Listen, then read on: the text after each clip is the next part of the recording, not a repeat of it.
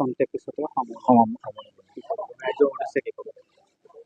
মই ৰাইজক এইটো আকৌ পুনৰবাৰ মই ৰাইজক অনুৰোধ জনাইছোঁ যে আপোনালোকৰ সেৱা কৰিবলৈ মোক এইবাৰ আপোনালোকক বিশ্বাসত লৈ পানী জাহাজৰ ছবিত আপোনালোকে বহুমূলীয়া ভোটটো দি মোৰ যি সপোন আছে মৰিগাঁওখনক আগবঢ়াই লৈ যোৱাত সেইখিনি কৰিবলৈ দি আপোনালোকে সেৱা কৰিবলৈ দি মোক এটা আশীৰ্বাদ দিয়ক যাতে মই অনাগত দিনত মই আপোনাৰ লগত লৈ মৰিগাঁওখনক এক উন্নতিৰ দিশে পথেৰে লৈ যাব পাৰোঁ।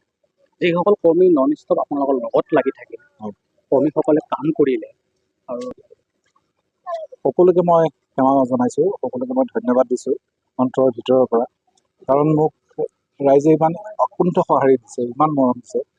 মই হয়তো মোৰ লগত মই জনাত কিছু কৰ্মীয়ে কাম কৰি আছে, তাতকৈ বহুগুণ কেইবাগুণো সংখ্যক কৰ্মীয়ে মই নজনাকৈ কাম কৰি আছে। সেয়া মোৰ প্ৰতি ভাল পোৱা বা সেয়া মৰিগাঁওখনৰ প্ৰতি ভাল পোৱা, মৰিগাঁওখনৰ এটা মানে পৰিৱৰ্তন আনিব বিচৰা বহু লোকে বিনা স্বাৰ্থত অকল মানে পৰিৱৰ্তনৰ স্বাৰ্থত মৰিগাঁওখনৰ উন্নতিৰ স্বাৰ্থত এইবাৰ ৰাইজৰ ওচৰলৈ গৈছে আৰু পানী জাহাজৰ ছবিত ভোটটো দিবৰ কাৰণে তেখেতসকলে ভোটাৰসকলক অনুৰোধ জনাইছে।